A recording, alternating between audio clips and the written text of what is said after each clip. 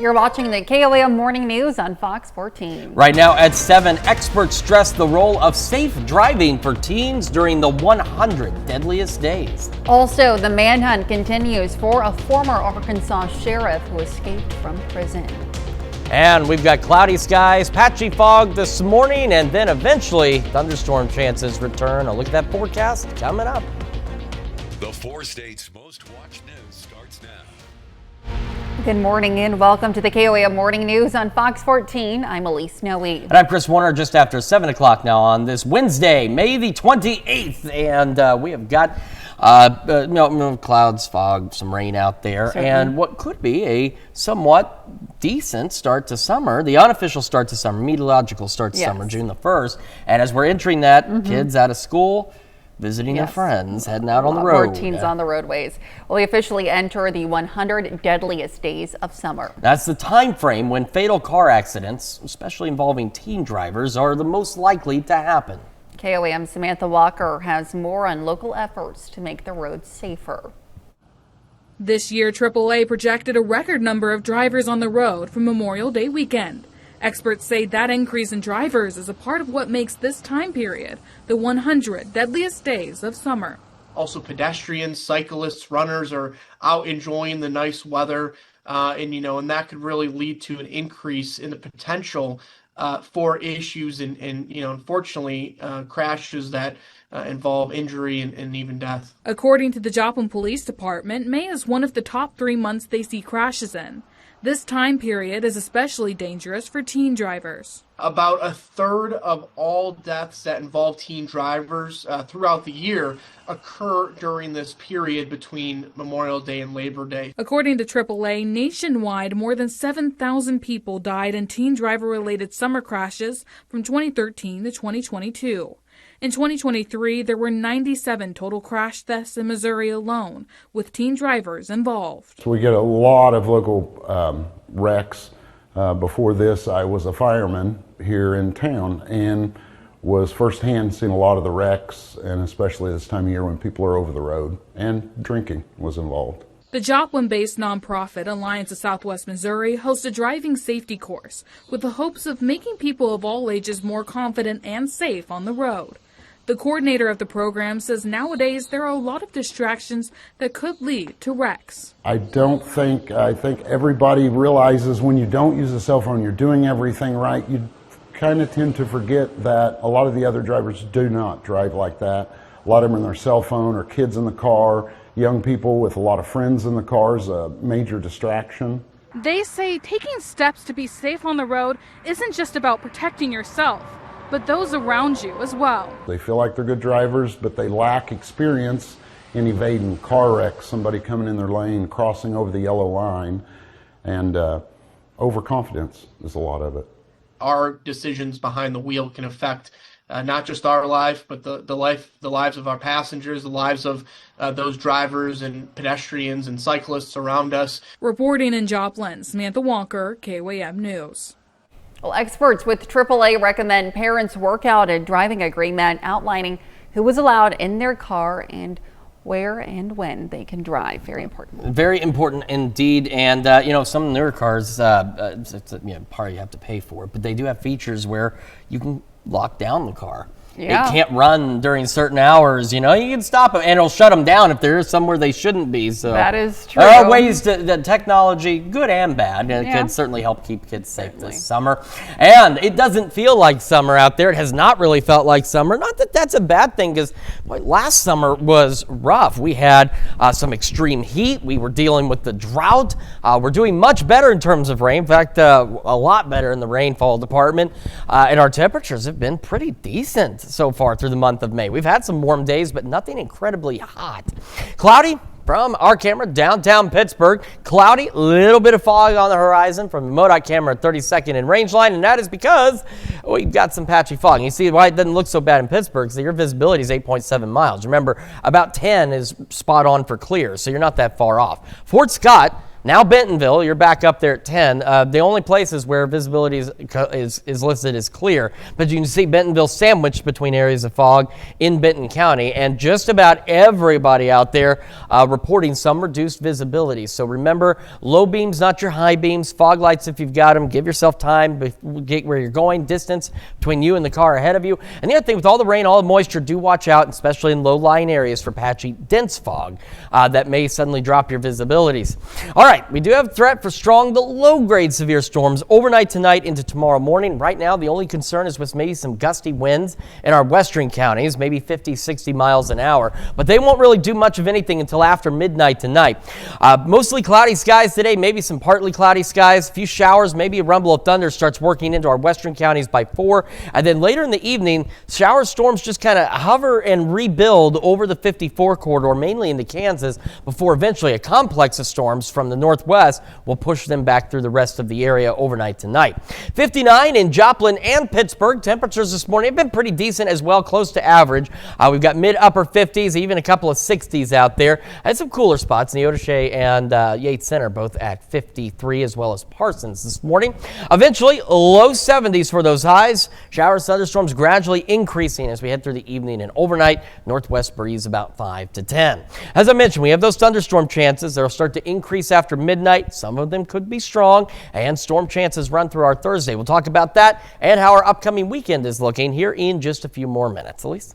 All right, Chris, thanks. Well, an arrest warrant has been issued for a Knoll, Missouri marshal in connection with the fatal hit and run.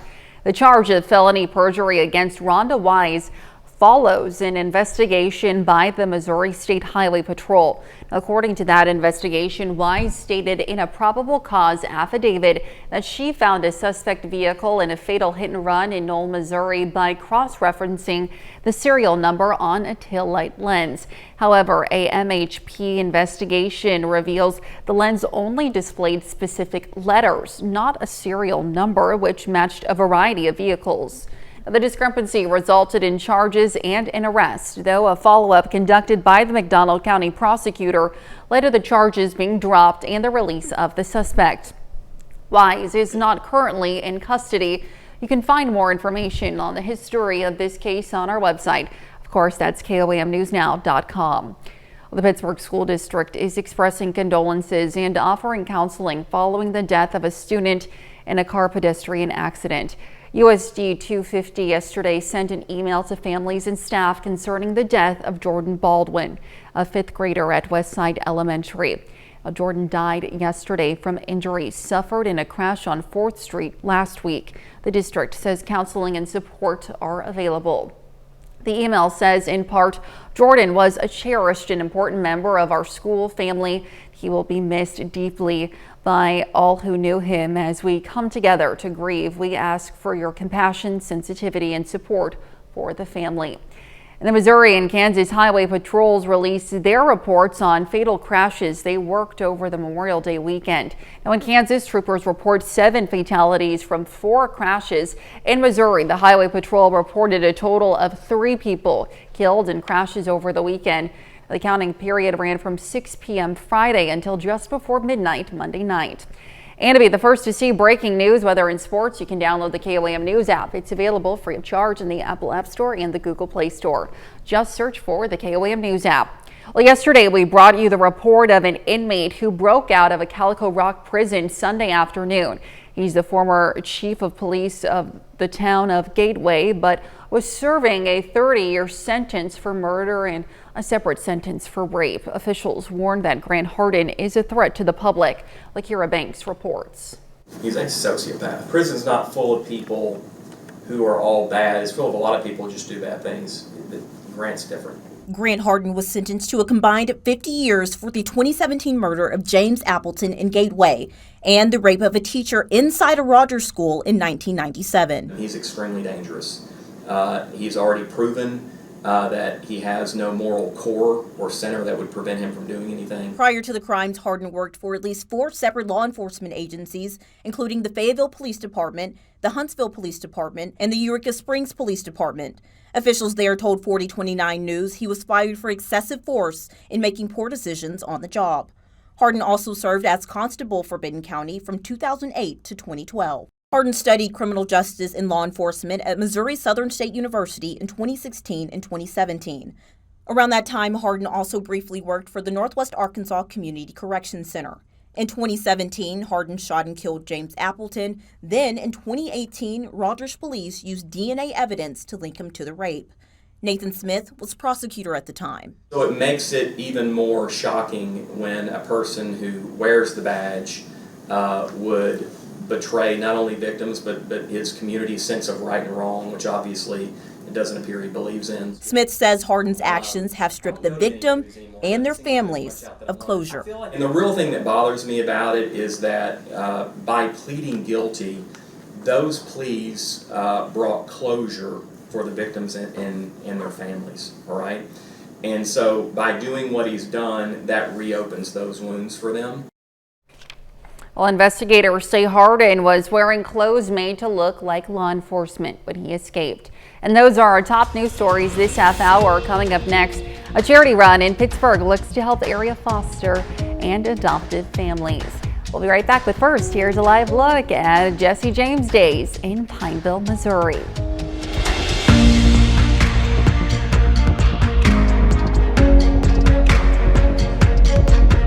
Well, whether you walk or run, the Fostering Connections first annual 5K provides a great opportunity to support area foster families.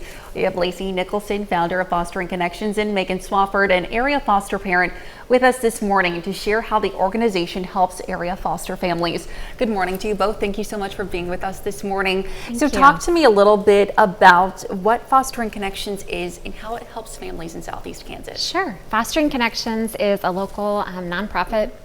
We serve children in foster care and foster and adoptive families, and we wrap around by providing support and encouragement through our events. We serve about 75 to 100 children per month through our variety of initiatives and events. And so 60% of foster families quit after the first year, which results in more bouncing around for the children. So our mission is really just to create strong and supportive support foster families so that they can last. Absolutely. And Megan, speaking on that, being a foster parent and having organizations like Fostering Connections, how does that help you? How does it help the families and the kids that you're taking care of? Yeah, you know, my husband and I were foster parents for 4.5 years, and so we're adoptive parents. And so there was a great need when we were in foster care. And Lacey and her team seen that need and have far beyond met it. Fantastic, and that's incredible. And to help families, of course, you do need to help some extra funds, and that's where this event comes in, this 5K walk and run. Talk to me about the event and what folks can expect. Sure. It's our first ever 5K, and so we just thought, what would be something fun that all ages could do, whether they walk or whether they run. And it kind of is a little bit symbolic because the cost is $60 for runners or walkers over 12, and 60% of foster parents quit after the first year. And so the other symbolic point is that children in foster care switch homes an average of 3.5 times in their lifetime, and so and 3.5 miles for that symbolic reason. And so we just invite everyone to come out, visit our website. Our website is fosteringconnectionsks.org, and they can register there. So fantastic. And when is the event? Saturday, June 21st, at Pitt State. We're going to start at Gorilla Village. Is where it'll begin. Wonderful. And I see here that pre-register by June 14th. Yes, they get a free t-shirt when they register by June 14th. Wonderful. Well, we will of course have all of that information later on this morning on our website, KOAMnewsnow.com. Thank you so much for being with us this morning. Thank you. Have a great rest of your day, and stick around. We'll be right back. Welcome back to the KOAM Morning News, 7:18 now on this Wednesday morning, starting with the fog tracker again. At this point, Fort Scott and some immediately surrounding areas, as well as Bentonville, looking good in terms of visibility. But with Bentonville especially, you can see on either side of the county, you've got some patchy fog out there. We've got patchy dense fog across the region. Some of it's going to be denser in some areas than others, especially with all the rainfall we've seen, all that moisture that's built up out there. So do be aware of that. Low beams, not your high beams. Fog lights if you've got them. Give yourself time to get where you're going out there. And again, just watch out for those points in which you could suddenly have your visibilities drop. The other thing we're watching is going to be into the late night and overnight hours for us. possibility, unfortunately, for some strong, potentially low-grade severe thunderstorms. And some good news, we have no tornado or hail risk areas highlighted, just the isolated wind risk into our western counties. So we're looking at winds maybe 50, 60 miles an hour if we do see any of those stronger storms. The window for those stronger storms is going to be between roughly midnight and 7 a.m. tomorrow. As for today, we've got mostly cloudy skies. Maybe even partly cloudy skies from time to time. We'll have a northerly breeze out there. It won't be too bad. Then by about 4 or 5 o'clock, from Fredonia, Howard, Sedan, Eureka, Yates Center, Chanute, Iola, stretching back up to the north, we do have some isolated showers, maybe a rumble of thunder. Nothing too crazy as of yet. Then these showers kind of condense along the 54 corridor from almost Nevada back to the west. No severe weather is expected with this activity, and it won't rain continuously along the 54 corridor, but what will happen is as thunderstorms what's expected is as thunderstorms kind of fizzle out, showers fizzle out, they'll redevelop over those same areas. It won't be until after midnight when we're expecting a boundary layer and a complex of storms from our northwest to push in and start shoving these storms off to the south and east. That's why, again, between midnight and about 7 is when we could see a strong or low-grade severe storm with the wind risk being the primary concern there. So here's what we've got. By 5 o'clock tomorrow morning, the 69 corridor and points west, thunderstorms, showers to the east of that. Those storms continue to push off to the east, and by 9 a.m., they are now east of the I-49 corridor. And while a strong storm may still be possible, in all honesty, our threat for any strong or severe storms is going to drop significantly. Some of us also may get at least a little break in the rain activity, not in the clouds. As you can see by noon, we are going to be cooler, still some lingering showers here and there. And then one more round of showers and possibly a thunderstorm as we go between about 2 p.m. and say 7 p.m., maybe 8 tomorrow evening. And then those will clear on out of here. And as we go into Friday, skies mostly clear. Temperatures not bad to start, but they will warm up. We'll still be a little below average, but we'll be a lot closer to average by Friday afternoon. There's those clouds from our camera at 7th and Range Line, and if I move here, you can see again some light fog out there. That could last through about 8, 9 o'clock this morning. 60 by 8, 66 by 11. Highs today going into the low 70s. Cooler tomorrow, back into the upper 60s. It'll be nice Friday, mid-upper 70s. Again, watch out for a pop-up storm or two Saturday if you're heading outside. Nothing widespread expected, but remember, when thunder roars, head indoors. You don't want to mess around. Otherwise, a great weekend, low to mid 80s out there. A few showers Tuesday. Keeping an eye on thunderstorm chances by next Friday. Let's check your forecast. We're back with more of the KOM Morning News right after this. The annual Spring River Pioneers Days helps bring the past to life. We have Amy Spears, one of the event organizers, with us this morning to share what the excitement is all about for their second year. Good morning, Amy. Thank you so much for being with us. Thank you. So talk to me a little bit about what Pioneer Days is, how it all got started. Well, we have a group in our community called the Civic Group, and they like to give events to the community for just wholesome activities. Sure. A lot of the communities have their own festivals of sorts, and Verona didn't have one. Verona is a historic community, so the group decided to embellish on the history of it and create an annual event focused around community involvement as well as bringing some historical education to people. That's fantastic. And so this is your second year. Talk to me about last year and the success of last year and what you're hoping that community members can take away from this event. We were very fortunate last year. We didn't really know what to expect being our first year. We had a tremendous turnout, and before we were done, we had participants that wanted us to redo this. We had visitors want us to redo this, so we decided that we would do it again. And it has grown. We have more actors, we have more vendors, and a lot more education going on this year. Wonderful. So it starts this weekend. It starts May 30th. Talk to me about all the events that are in store and what folks can expect when they come out.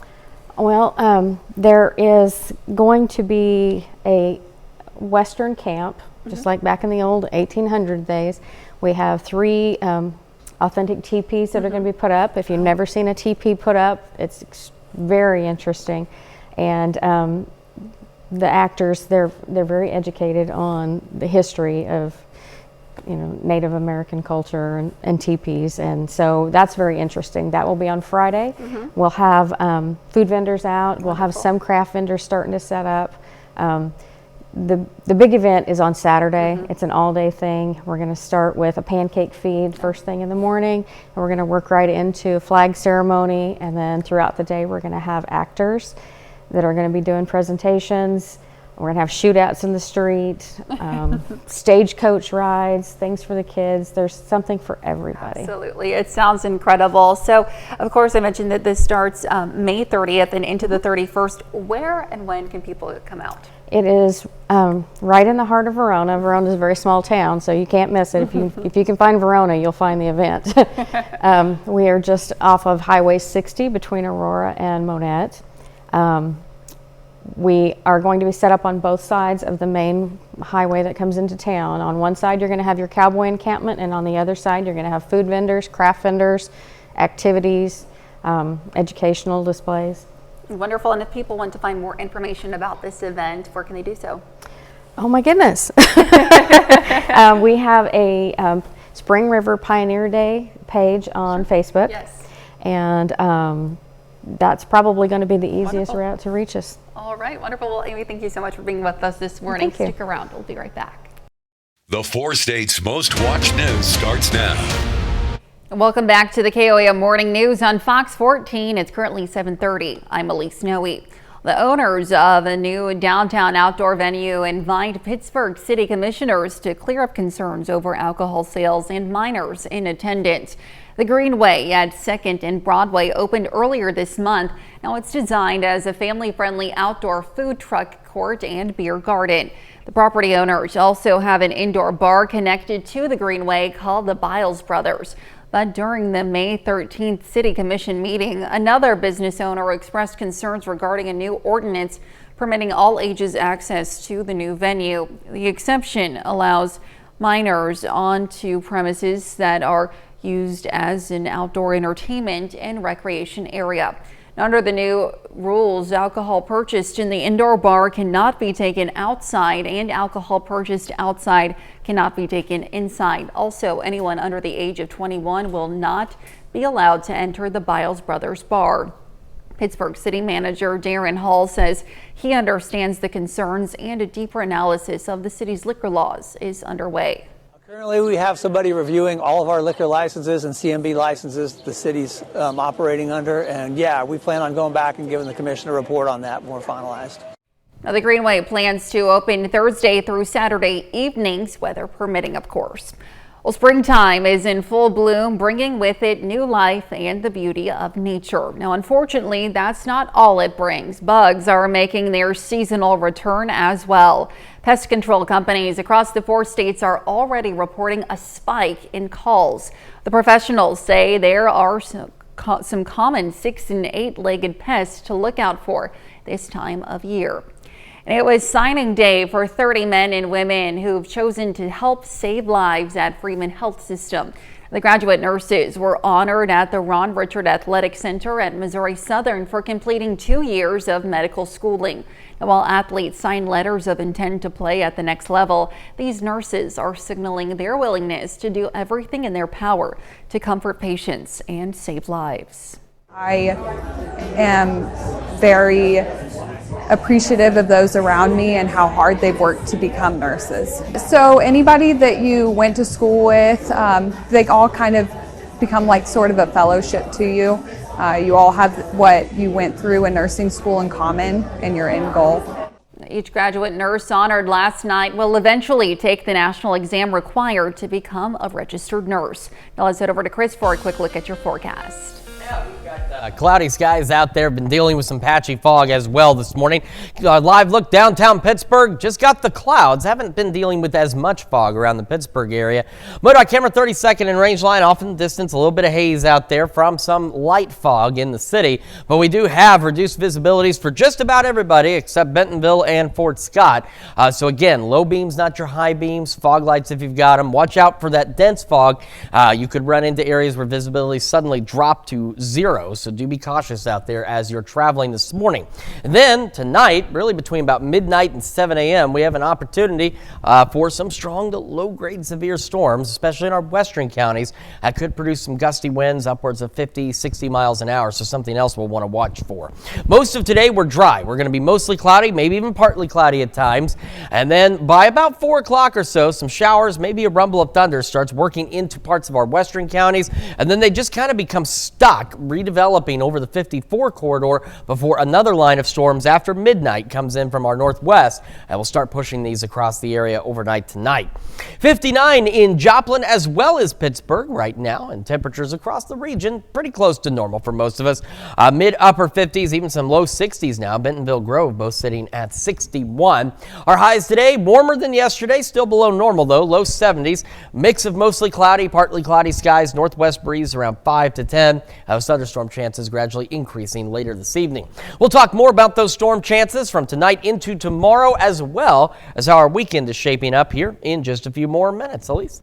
Chris, thanks. Well, a well-traveled bridge east of Springfield is still out of commission after rushing floodwaters washed out much of the ground surrounding it last November. Adam Woodbray spoke with Wright County officials about when traffic can begin crossing again. Now you can see behind me here this massive hole that opened up. It starts just before the creek on the west side.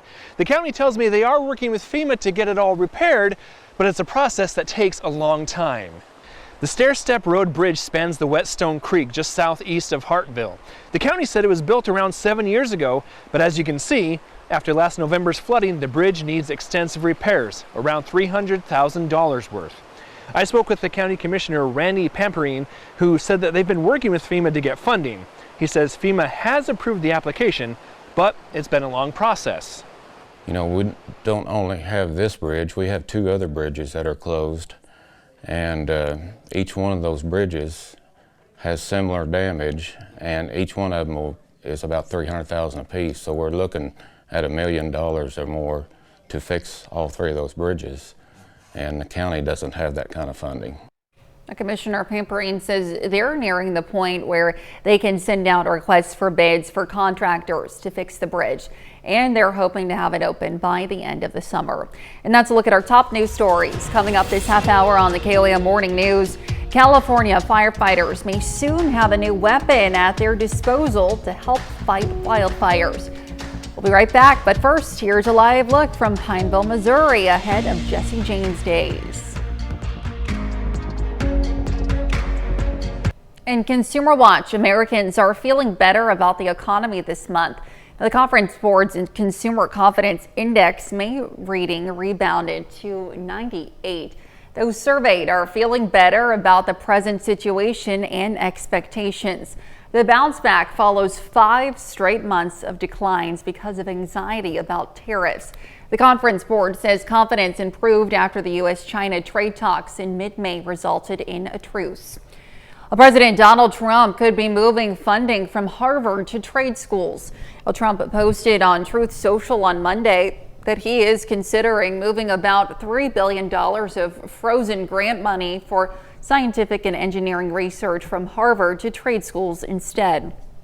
The Trump administration has also withdrawn federal funding from Columbia, Cornell, and the University of Pennsylvania, accusing them of left-wing bias. Well, Elon Musk has an EU problem. The company's European business is collapsing. Tesla's sales plummeted by more than half across the European Union last month, Anna Stewart reports. Blame tariffs and blame the economic uncertainty around those tariffs. Experts say that's putting a chill over some of the sectors that tend to hire teens the most. Teens are finding the summer jobs market isn't so hot. Employment firm Challenger Gray and Christmas forecast teens will see the lowest number of summer jobs added since 2010. At the same time, Indeed hiring lab economist Allison Srivastava sees more demand for those summer roles. There is more interest in summer jobs than we have seen in previous years, so there is going to be some more competition. Challenger Gray and Christmas says businesses may hold off on summer hiring as tariff whiplash fuels economic uncertainty, with the possibility of higher costs for goods and concerns about consumers pulling back, especially in areas like travel and tourism that typically staff up with young seasonal workers. Shrivastava says their data shows businesses not really shedding employees, but also not eager to hire. People are kind of frozen in place. It's a little bit of a deer in the headlights situation. So there's only so long that can go on for before, people have to start making business decisions, especially in those more short-run markets like summer jobs. Areas where jobs do remain available are tried and true in-person summer gigs like offices that need administrative help and camps and recreation. We haven't seen really a shift in necessarily the jobs that people are hiring for the summer, more of just like an overall decline. It's still very much camp counselors is a big one, lifeguards, things like that.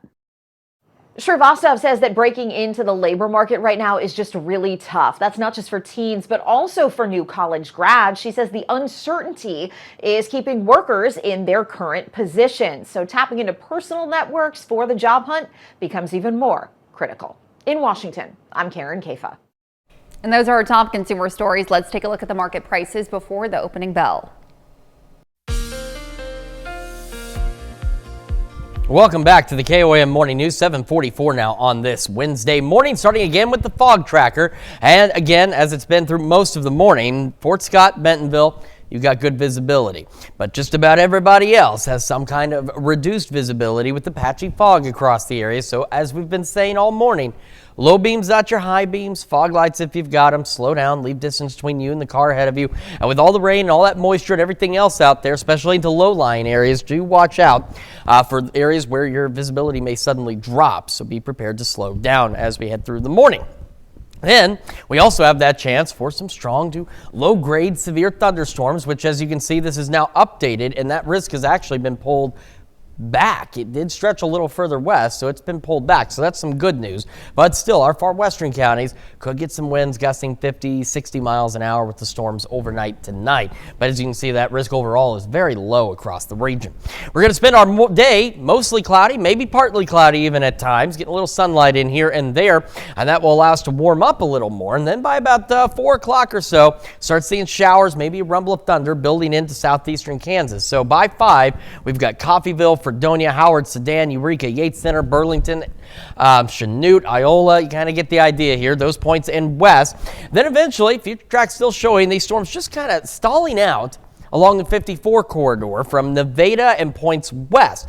These storms won't necessarily rain the whole time, but what will happen is, or the expectation at this point is, you might get a shower storm, it develops, and it kind of fizzles out, and you'll get redevelopment before a complex of storms begins to roll in after midnight from the north and west, and they'll start pushing these storms through the rest of our area overnight tonight. So by 5 a.m., thunderstorms along and to the west of the 69 corridor, stretching from Kansas through Oklahoma. Then this is going to be our window. If we see some stronger storms, it's going to be, again, after midnight with any of these storms. But again, that risk is also low and has been tapered back to the west. So at this point, we're just looking at thunderstorms. By about 9 o'clock tomorrow morning, first batch of storms east of I-49 starting to exit, and some of us will actually get a pause in the rain, but not the cloud cover, so you'll still be, we're going to be a little cooler tomorrow, and we're looking to get maybe one more round of showers, maybe a couple of thunderstorms between about 3 and 8 tomorrow, and then we'll start to see skies gradually clearing out overnight Thursday into Friday, and then our Friday looking fantastic, just a few clouds here and there, a northerly breeze, and temperatures much warmer. Again, you got the clouds out there, and actually on our camera a moment ago, a little drizzle coming from these clouds, and we do have some of that fog. Patchy fog lasts through 8, maybe 9 o'clock, 60 by 8, 66 by 11 o'clock this morning. Highs today into low 70s, and overnight lows tonight back into the upper 50s, upper 60s tomorrow with those storm chances. Friday again looks great, upper 70s. Well, again, also keep in mind those pop-up storm chances Saturday. So this is going to be one of those things, it's not rain everywhere, but if you hear thunder, that's that old phrase, when thunder roars, head indoors. You want to make sure you've got got a place to go if you get caught under one of those storms. Otherwise, sunny skies, temperatures very warm, now above normal, low to mid 80s. A few showers next Tuesday, and we are keeping our eye on some thunderstorm chances by next Friday. Let's check your forecast. We're back with more of the KOM Morning News right after this. Well, as regions out west face lengthier wildfire seasons, seconds can make the difference over whether a home is saved or goes up in flames. Fox News' Sue Guzman takes a closer look at the invention hoping to bridge the resource gaps. With Memorial Day marking the unofficial start of summer, much of the country is bracing for hotter weather and with it, drier conditions that can increase wildfire risks. The threat's especially high out west, where crews across California tackle flames from both the ground and the air. But while helicopters can make an impact, many in drought-prone areas need to fly far to refill from lakes or ponds. This can eat away at precious time where flames can spread. When we brought helicopters into the wildland-urban interface to fight fire, we didn't think initially of making permanent hydrants for helicopters. The heli hydrant hopes to help. It's an open tank designed for choppers to refill closer to the origin of a fire. A heli hydrant tank is gravity fed by a local drinking water system. We test it constantly to make sure that the water is being directed into the tank only. Helicopter pilots can signal to the tank on their way over to refill. Choppers can fill up in less than a minute. He sends a signal similar to Morse code. They turn on, provide water, and the pilot has an unending available source of water. Back in November, firefighters in San Diego put a heli hydrant to the test, with crews tapping the tank roughly 40 times to combat the garden fire. At least 10 heli hydrants are up and running across Southern California. Work to install more than a dozen others presses on. We're going to change the way firefighting's done in California and hopefully around the country. Sue Guzman, Fox News. Very interesting. Yeah. And of course that they said it takes a matter of seconds. So any new invention that can help people in wildfire prone areas is great. Yeah, I mean, helicopter fire hydrants, it's next best thing out there for those Absolutely. folks. Well, we still have some patchy fog we've got to deal with this morning. This fog will probably continue through about 8, 9 o'clock this morning. As you can see, Pittsburgh visibility hasn't been too bad there. In fact, improving. Fort Scott, Bentonville looking good, but the rest of us, some reduced visibility. So again, low beams, not your high beams, and drive slowly. The update on this is some good news. We have the possibility of a strong or low-grade severe storm late tonight. We have the wind risk. It was a little further west. It has been pulled back, further east. It's been pulled back further west, but we still have that possibility overnight of maybe some 50, 60 mile an hour wind gusts with the stronger storms. Partly to mostly cloudy skies between here and there, and then about 4 o'clock or so, we'll start seeing some showers, maybe a rumble of thunder in our northwestern counties, and then they kind of lock in around 54 over late this evening after about 8, 9 o'clock, where they'll just kind of sit there and redevelop until a complex after midnight starts to roll in and push those off to the south and to the east. And by 5 a.m., thunderstorms along and west of 69. They'll be just to the east of I-49 as we roll into Thursday morning by 9. Some of us might get a break in the showers, and then we'll have one more round of showers and storms out there by Thursday evening before they do clear out. Starting your day, again, low 60s, patchy fog through about 8, 9 o'clock. It will be mostly cloudy, mid-60s by 11 this morning. We'll have another look at your forecast, news you need to know right after this. And here's a check of today's top headlines, the news you need to know before you head out the door. Well, the Pittsburgh School District is expressing condolences and offering counseling following the death of student Jordan Baldwin in a car pedestrian accident. Jordan died Monday from injuries suffered in a crash on 4th Street last week. The district says counseling and support are available. Well, an arrest warrant has been issued for Rhonda Wise, a Knoll, Missouri marshal. The charge of felony perjury follows an investigation by the Missouri State Highway Patrol revealing a discrepancy involving a fatal hit and run in Knoll. The discrepancy resulted in charges and an arrest of a suspect, but were later dropped. Wise is not currently in custody. And the Missouri and Kansas Highway Patrols released their reports on fatal crashes from Memorial Day weekend. In Kansas, troopers reported 7 fatalities from 4 crashes. In Missouri, the Highway Patrol reported a total of 3 people killed in crashes over the weekend. The counting period ran from 6 p.m. Friday until just before midnight Monday night. That's a check of today's top headlines, the news you need to know before you head out the door.